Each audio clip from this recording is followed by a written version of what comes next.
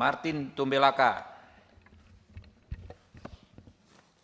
Terima kasih pimpinan yang kami hormati, seluruh anggota Komisi 3 yang kami hormati, Bapak Kapolda Kalimantan Tengah beserta jajaran kami hormati, juga Pak Kapolres Jakarta Timur beserta jajaran.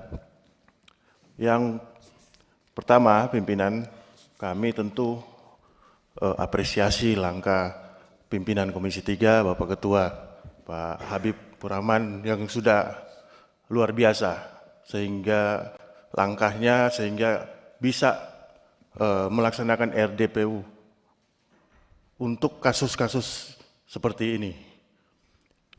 Karena ini saya yakin kasus-kasus seperti ini, seperti di Jakarta Timur, banyak sekali terjadi di daerah-daerah, Pak. Dan ini berkaitan dengan istilahnya orang-orang yang tidak punya kemampuan. Dan saya yakin ke depannya dengan ada kegiatan seperti ini, masyarakat luas akan merasa mereka terbuka jalannya untuk mencari keadilan untuk kasus-kasus seperti ini di seluruh Indonesia tentunya. Itu perlu kita apresiasi dan berterima kasih kepada pimpinan. Yang kedua, tentu kami juga apresiasi karena sudah ditangkap di Jakarta Timur itu, walaupun bisa dibilang ini terlambat. Karena apa? Ini kasus yang sudah sangat jelas, transparan, sudah kelihatan betul-betul kejadiannya, tapi prosesnya malah penangkapannya kurang lebih 2 bulan kalau saya ikutin. Dan bahkan kawan kami tadi menyampaikan bahwa ini setelah viral baru diproses. Itu yang kami sayangkan, Pak Kapolres. Tentu kami mendorong ke depannya untuk pihak kepolisian, bukan hanya Polres, tentu kepolisian di seluruh Indonesia, untuk memproses permasalahan-permasalahan seperti ini, jangan menunggu viral dulu, Pak. Kita harus kejadian yang sudah jelas polisi kita harapkan jemput bola, Pak, untuk supaya masyarakat merasa adanya perhatian, keadilan di masyarakat, terutama korban. Kalau kita lihat kejadian yang tadi itu sangat luar biasa. Seorang perempuan lemah dihajar sedemikian rupa itu, Pak, sangat-sangat tidak manusiawi. Saya setuju dengan kata ketua tadi, itu orangnya itu harus dihukum sesuai dengan apa yang dia lakukan. Itu untuk Polres dan untuk Pak Kapolda Kalimantan Tengah. Tentu kami berterima kasih juga karena sudah memproses anggotanya yang sudah melakukan pelanggaran dan sudah dihukum, Pak, ya. Sudah dihukum. Saya melihat di sini ada satu masalah ini, Pak. Karena tadi dari hasil tadi itu terindikasi pelakunya itu ternyata menggunakan psikotropika, sabu-sabu. Dan tentu ini, Pak, jadi perhatian karena ini salah satu yang dituangkan dalam asta citanya Bapak Presiden Prabowo Subianto untuk memberantas narkoba. Jadi kami mendorong ini, Pak, supaya ada pengecekan yang rutin untuk anggota-anggota kepolisian ini, Pak. Baik dari Mabes Polri, Polda sampai ke bawah-bawah, Pak, Polsek dan semuanya. Jadi perlu ada pengecekan yang rutin supaya apa, Pak? Kejadian-kejadian seperti ini jangan terulang lagi, Pak. Dan juga perlu untuk evaluasi bagi anggota yang kembali ini kejadian yang kesekian kali, Pak, menggunakan pistol seenaknya. Nah, ini jadi perhatian juga karena beberapa waktu yang lalu kita juga di sini mengadakan RDPU dengan pihak Polres Semarang. Ini kejadian juga menggunakan pistol sehingga menyebabkan kematian. Tentu kami mendorong ini pihak kepolisian supaya langkah-langkah pengawasan anggotanya supaya lebih efektif dan maksimal.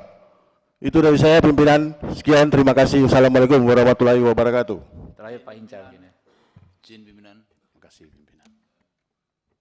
Ya, terima kasih pimpinan, teman-teman Komisi 3 yang saya hormati, Pak Kapolda dan jajaran, Pak Kapolres Metro Jakarta Timur yang saya hormati, dan Ibu Ida dan kuasa hukumnya. Saya fokus ke Pak Kapolda Kalimantan Tengah. Terima kasih Pak Kapolda sudah hadir, dan saya tadi terkesima sedikit bagian akhir slide-nya itu, sekian dan terima kasih. Hashtag Kalteng aman nyaman presisi. Saya suka yang presisi yang kecil-kecil itu, aman nyaman. Ini menarik sekali bagi saya dan saya support nanti untuk masuk ke case ini. Aman nyaman, karena di masyarakat bisa terjadi aman tapi tak nyaman. Nah, itu dia. Jadi kalau aman nyaman, nah perfect ini Pak Joko. Saya kira Pak Joko ini memang pujangga ini, menerjemahkan presisi dalam konteks yang lebih luas lagi, aman nyaman gitu. Kalau di Medan ditanya, aman bang, aman tapi tak nyaman. Itu beda itu. Aman tapi tak nyaman. Tapi ini Kalteng aman nyaman. Pak Kapolda, saya ikuti betul kasus ini dan setuju dengan teman-teman, kayaknya rentetan ini. Dan karena itu sebelum saya teruskan, saya mau konfirmasi dulu pimpinan. Di sebelah Pak Kapolda kan ada, saya lihat, kalau salah mohon dikoreksi ya, Bapak BJP Andi Sahriful Taufik. Betul Pak Andi ya. Auditor utama Itwasum Polri. Jadi Bang Lalo ada di sini juga dari kan, jadi mendengar dia. Oke, bagus juga. Dan ini penting, saya setuju ke situ nanti. Nah, rentetannya kan dari Solok, Sumatera Barat, ya, terus masuk ke kemudian di Jawa Tengah yang sudah diklarifikasi, sekarang masuk ke Kalteng. Kayaknya beruntun gitu ya soal Senpi ini. Kasusnya dulu Pak Joko. Saya percaya Pak Joko tidak berhenti pada kasus itu saja.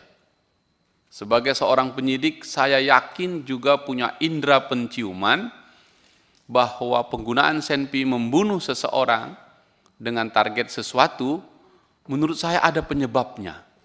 Apalagi tadi saya lihat slide, ternyata dia pernah dihukum beberapa kali. Baik hukuman ringan sampai ke pansus namanya ya. Ditempatkan di tempat yang khusus. Jadi ini orang ada sesuatu di sini. Nah karena itu permintaan saya Pak Kapolda, tim ini jangan terus berhenti di situ, teruskan dulu. Khawatir saya, kenapa dia begitu berani menggunakan Senpi dengan sangat sadis. Kalau cerita Pak Kapolda tadi itu masih biasa kok. Ini di kanan, ini di kiri. Tapi kalau ini difilmkan, ini luar biasa sadisnya ini orang. Untuk tujuan tertentu dia membunuh, nggak setimpal lah antara yang dilakukannya itu untuk diambil. Dugaan saya, minta maaf ini kalau ini namanya dugaan, yang harus dibuktikan. Mungkin dia butuh uang untuk sabu itu. Jadi dia dikejar-kejar pengaruh sabu itu, mengambil uang apa saja dengan menggunakan kekuasaannya.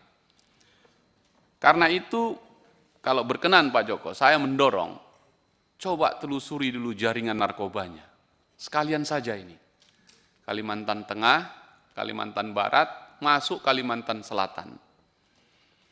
Bandar narkoba yang kita kejar nomor urut 1 di Republik ini, yang kita sebut Pablo Escobarnya Indonesia, Freddy Budiman, minta maaf ini teman-teman, adalah orang Kalimantan Selatan. Jadi, jangan-jangan gengnya dia ini. Begitu, saya mau kejar ini untuk mau menghormati apa yang disampaikan Pak Habibur Rahman, Ketua Komisi 3, untuk kejar ini Pak.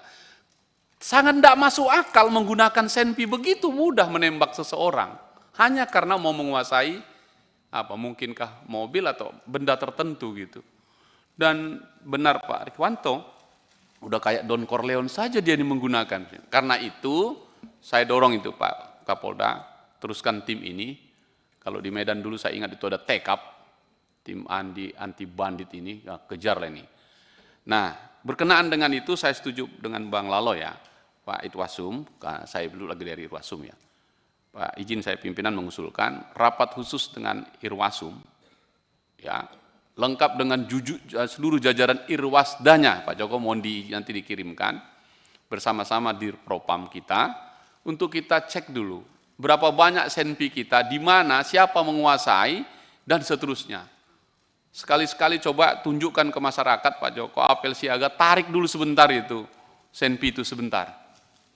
Lalu kemudian arahkan sedemikian rupa, karena saya khawatir rentetan ini, jangan-jangan dia canda pula itu, wah kalau disolok tembak polisi, aku tembak yang lain. Katanya. Ini luar biasa, di publik ini penting untuk segera merespon cepat sekali untuk senpi kita ini, yang untuk menjaga ketertiban malah digunakan untuk tujuan yang eksesif lah, di luar peruntukannya itu.